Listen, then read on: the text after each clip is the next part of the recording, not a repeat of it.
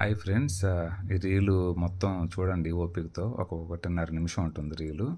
మీరు చూస్తున్నారు కదా, ఈ బిల్ వచ్చేసి 29 సెంట్స్, 25 సెంట్స్, 39 సెంట్స్, 25 సెంట్స్ మొత్తం కలిపి 1.18 యూరోస్ బిల్ అయింది నాకు. నేను కొనింది ఏం లేదు, 1.5 లీటర్ వాటర్ బాటిల్ కొన్నాను, 29 సెంట్స్ పే చేశాను. 29 సెంట్స్ కిందే ఇంకో 25 సెంట్స్ ఉంది. ఏంటంటే ఈ వాటర్ బాటిల్ కానీ ఈ కూల్ డ్రింక్ బాటిల్ కూడా కొన్నాను, 39 సెంట్స్. దానికి 25 సెంట్స్ వేశారు. అంటే ఏదైనా ప్లాస్టిక్ డబ్బా కానీ ఇట్లాంటి డబ్బాలు కానీ మనం లిక్విడ్ కొన్నప్పుడు ఆ డబ్బాల్ని మనం బయట రోడ్లలోనూ బజార్లోనూ పడేసి వాతావరణ కాలుష్యం చేయకుండా ఈ డబ్బాల్ని రిటర్న్ తీసుకువెళ్ళి అదే షాపులో నియర్ బై రీసైక్లింగ్ బిన్ను సంబంధించి ఒక మిషన్ ఉంటుంది. ఆ మిషన్లో ఈ డబ్బాల్ని కానీ పెట్టేస్తే ఆఫ్టర్ యూసేజ్ మనకి 25 సెంట్స్ రిటర్న్ వస్తాయి. ఒక్కో డబ్బాకి 25 సెంట్స్ రిటర్న్ వస్తాయి.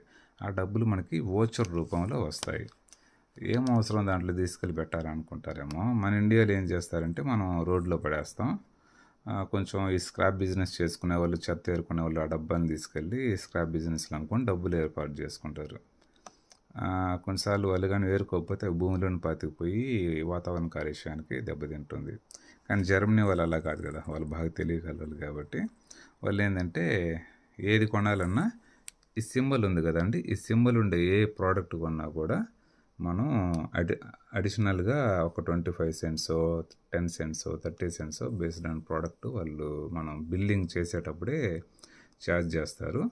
మీరు నెల రోజుల తర్వాత తాగుతారో ఇమీడియట్గా తాగుతారో, ఎప్పుడైతే తాగేసి వెంటనే ఆ డబ్బాని తీసుకెళ్ళి అక్కడ కానీ రీసైక్లింగ్ బిల్ని వేస్తే మన అమౌంట్ మనకు వచ్చేస్తుంది.